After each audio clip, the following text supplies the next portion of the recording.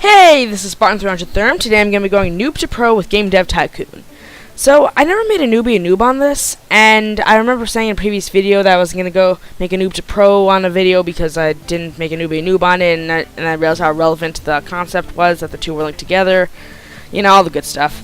So, now this is a game about pretty much making a game development studio, and, well, you'll see for yourself, it's a very fun game. So, it has some RP-esque elements, very, very light, you know, just like you customize your character's look, customize his shirt, I like that one.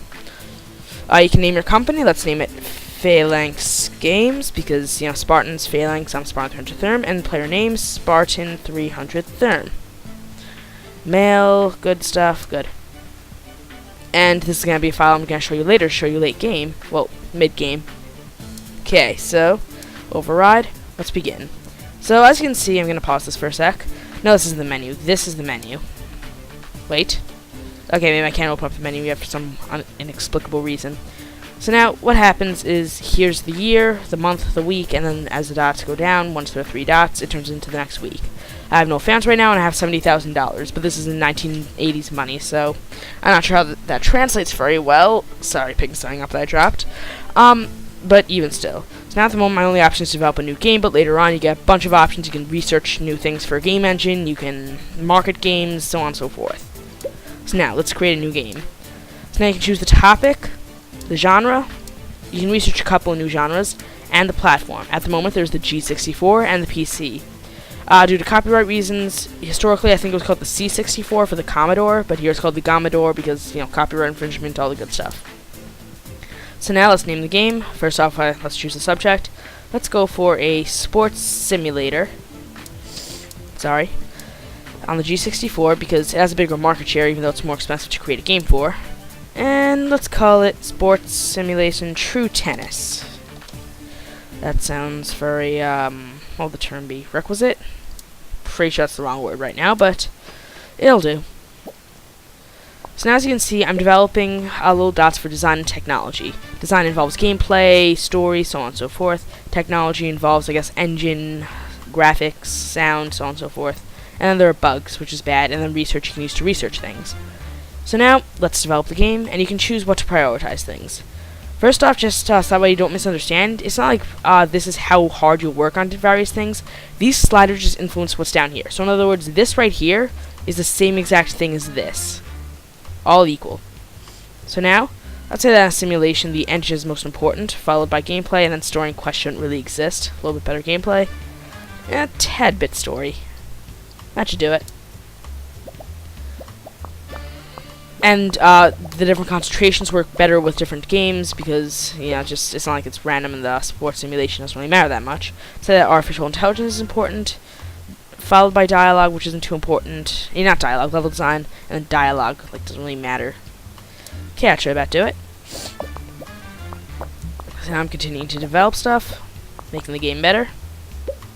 And now for the development stage 3. So the graphics are already chosen for you in the beginning. Well, I chose them. And then you can choose whether or not to have sound. Let's have some sound because it doesn't cost me that much. Let's go for high quality sound since I'm investing money in it. Graphics probably aren't too important. Yeah, but world design isn't either, so let's go graphics concentrated. No world design, why not? Okay, so what's here? Come on.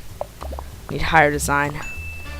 Okay, I guess a tech-heavy game is reasonable. So now you're polishing the game. You won't develop as fast, but every once in a while a little dot will go into design. And the reason why you don't just stand here until the end of time is that each month it's about to come up, you need to pay money because you need to pay your employees. In this case, your employee. Right now, you probably need to pay rent for your apartment, gasoline for your car right here, you know. Okay, let's release the game. So now you level up, you get bonuses to the XP you gain, and it doesn't really explain that much to you. Like, this is a great game. It's very cheap. It's $8. But this is a great game for you to get addicted to for, like, 20 minutes. Not 20 minutes, what am I saying? Like, I was playing this game addictively for, like, 4 hours after getting it. Then I stopped playing. I was playing some other games, then I got back to it. I was, like, getting addicted. So, I love this game so much. But the more I play, the more there are outstanding issues that really don't make this game, like, as good as I thought it was in the beginning, but people generally like new things, so as a result, the game being new, I would of course get addicted to it. Okay, I don't think that was the right way to put it, but I think you guys understand what I mean. So, now for the reviews. So now here's one problem. The reviews aren't very explanative, I guess. I don't even think that's a word. Anyway, so one thing that is a very tiny problem is that all the magazines start out in the beginning. Also, from what I can tell, they don't, like, why are the results different? Like, how does the game generate the results? So that way you can, figure out what they like. And next, what information are they giving you? They liked it.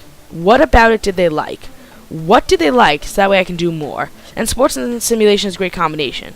I already know that. First off, it's common sense, but if the game doesn't recognize the common sensicality of it, it shows you, like, great combo in the XP bar, so you can go back and find out. I won't say it's a major issue, but it's pretty big for interaction. So then the game will start to sell, and then the news comes out. So the news is almost always the same. It's not like a roguelike where it just generates randomly. It will almost always be the same. I believe there are some news events that can change a little bit. So now it just gives you this little thing. You made number 37 in the charts. It's not random. That actually does depend on you.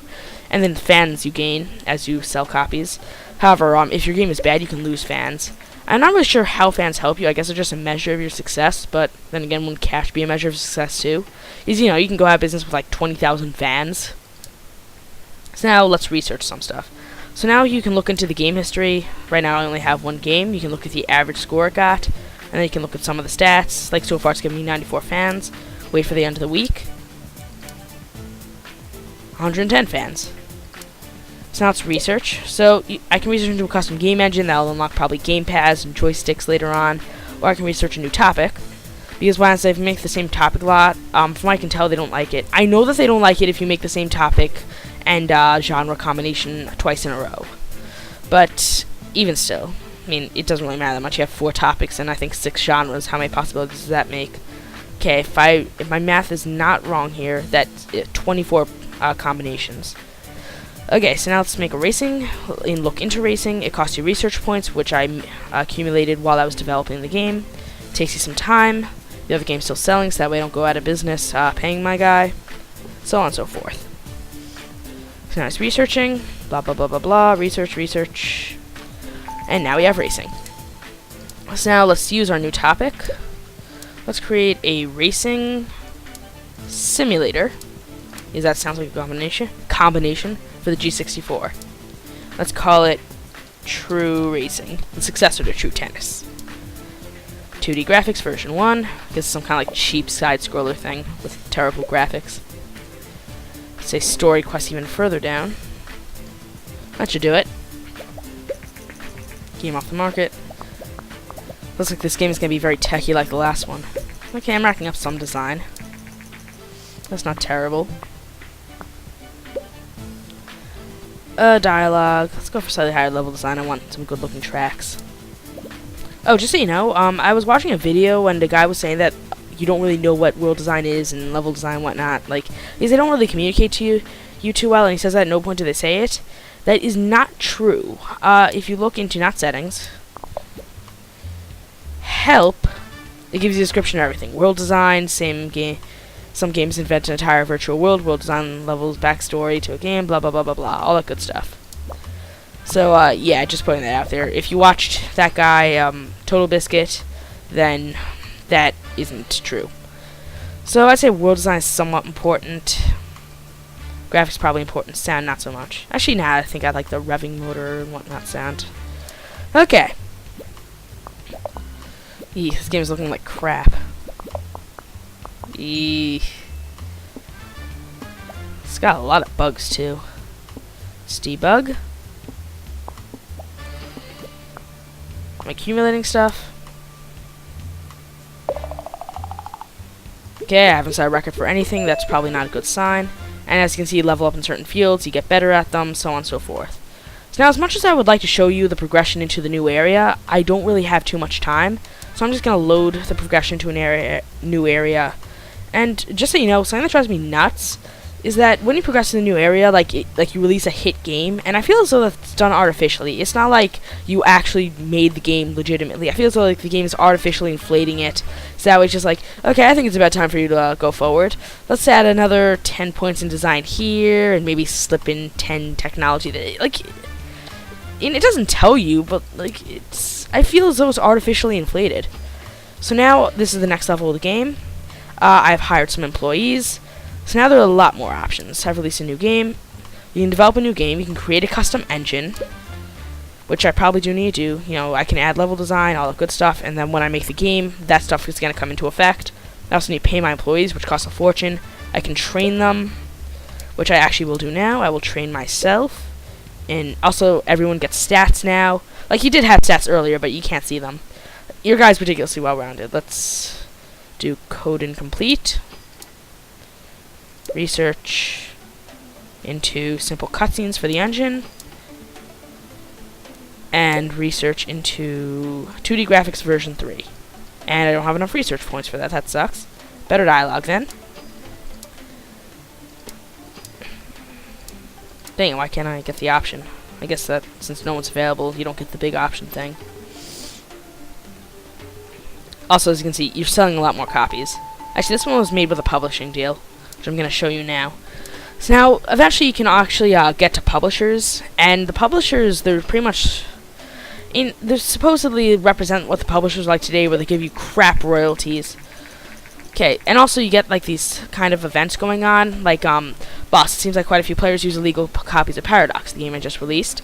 I managed to identify some of them. We could either sue them to defend our copyrights or send them a warning and to ask them to stop. What do you want to do? So now I've already played this out several times, and I found out that warning them gains you fans, and suing them. I've actually never done suing them. All I know is that warning them is positive. Let's see what happens if I sue them. Let's find out.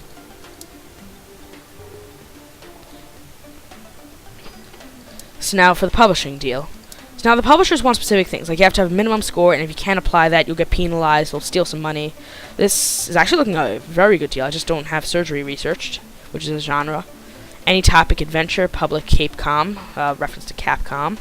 Then Oasis, because there are new systems that come out. I'm not sure what this one's supposed to mimic, because, I mean, you know, I'm a kid, I haven't really been video gaming that long. So yeah, I'll buy the license for it. Yes, you need to buy licenses. They're ridiculously expensive, but look at all the money I got. Money, money, money, money. Let's make a mature game. If they want an adventure, let's go for a sci-fi adventure on the Phalanx Engine 1. So I created my own engine. Actually, no, let's not do it yet.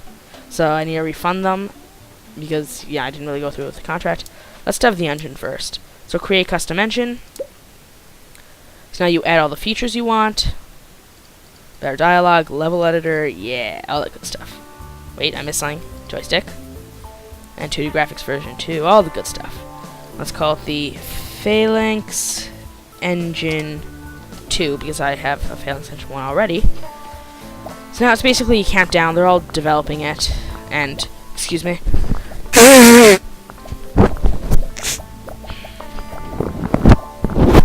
Sorry for that. For a second I thought that was a sneeze, and then, like, I end up blowing my nose somehow. I don't know what just happened there, sorry. In what some have called a drastic move, Phalanx Games has recently taken legal action against the illegal players of their game Paradox.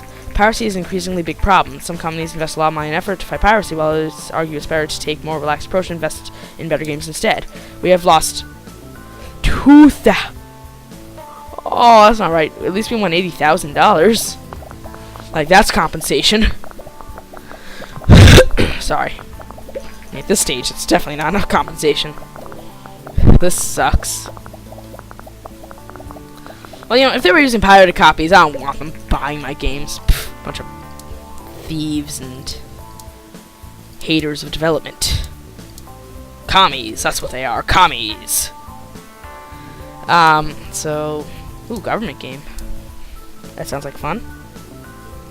Popular genre right now, simulation. They also add in trends. As you can see, I'm 6 years in. The game teleports you like 30 years into the past. That's about 1980. 1983-ish. So let's go for that publishing deal. Hopefully it's still available. Yes, it is. So now M for mature. A sci-fi adventure on the Venom Oasis on the Phalanx Engine 2. Let's call it Finite Space. Technically speaking, space is infinite, but hell, no one knows that yet. It's like 1986. Actually, when was it discovered that space is expanding? That sucks. It's gonna drive me nuts. Okay, I said story is much more important. Engine, not as much. Gameplay should take a front seat. Also, since this is a medium-sized game, not a small one, you need to assign the guys to what they're going to be doing. Not here. Also, like, since everyone has stats, it'll be particularly good at certain things. From what I can tell, gameplay and story and quest relies on design. Engine relies on, tech, so on and so forth. Also, you can end up overworking guys if you tell them to do too much, so on and so forth. All the good stuff. Media inquiry. Hi, I'm Steve Vocaro. Oh yeah. Also, like, the first time you make an M-rated game, you get a free review, and then what this does is generate hype. What hype is that when you market, you can spend some money on marketing campaign. $2 million for a global marketing campaign. Let's go for a small global marketing campaign.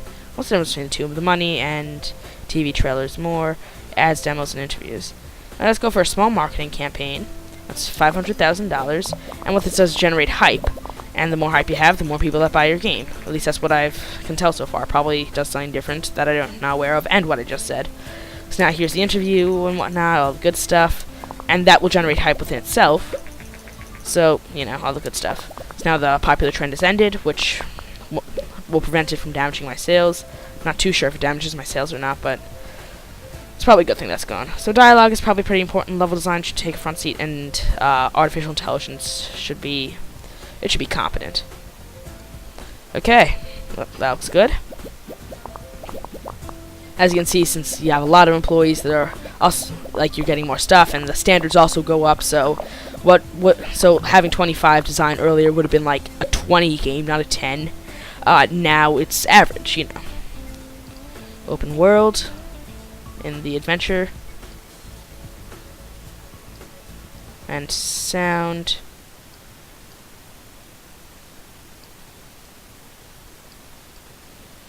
Here, let's work me as much as possible.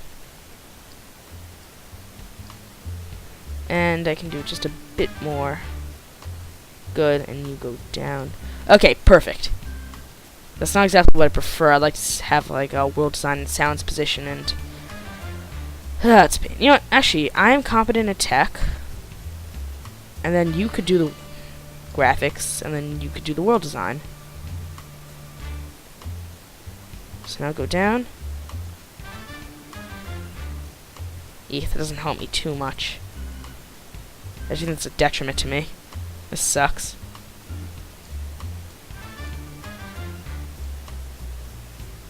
Well, okay. That's better than last time, I guess. Okay, let's hope this doesn't fail miserably. Okay, it's looking nice. Actually, a weird thing that I've noticed is that you seem to generate a lot more design and tech in the last stage. I don't know if that's on purpose or just me being crazy, but just putting that out there. So now let's see how the game sells.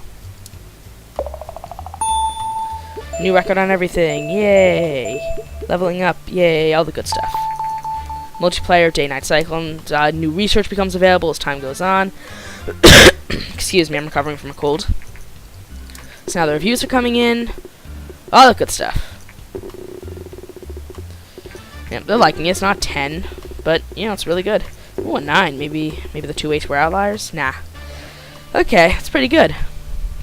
Now let's see how well the game sells. Since it's through a publisher, it sells extra copies, and I generated a good amount of hype. So it met the requirements, so they're happy. And this is as far in the game I've gotten. I actually have gotten to a point where, like, you upgrade the computers, but you don't get into, like, a bigger studio or anything. I'm pretty sure that the game does get bigger later on. Look at all the money I'm generating, but also it costs a fortune to run the studio, so on and so forth. And I think you guys generally understand the game now. So, you can get this game from the website of the company I made this, Green Heart Games.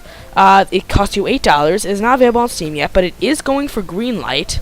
So, if you like the game, or are waiting for it to become available on Steam, be sure to greenlight it. Or just greenlight it anyway, because I want the game greenlighted. I already did so myself. So, I'm Spartan300 Therm. A like and subscription are appreciated, and I will see you next time.